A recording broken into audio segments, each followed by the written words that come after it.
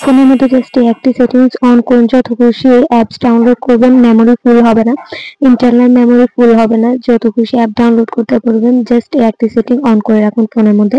তো সেটিংসটি করার জন্য প্রথমে গুগল প্লে স্টোরটি ওপেন করে নেবেন। ফোন থেকে গুগল প্লে স্টোরটি ওপেন করে নেওয়ার পর উপরে প্রোফাইল অপশনে ক্লিক করবেন।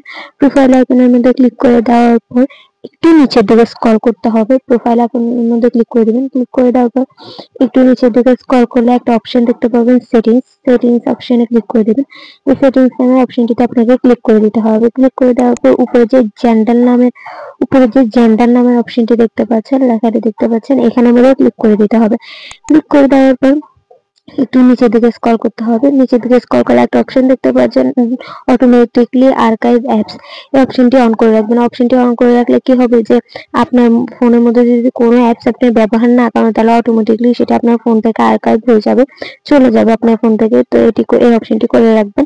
ভিডিওটি ভালো লাগলে অবশ্যই লাইক, কমেন্ট, শেয়ার করে দেবেন।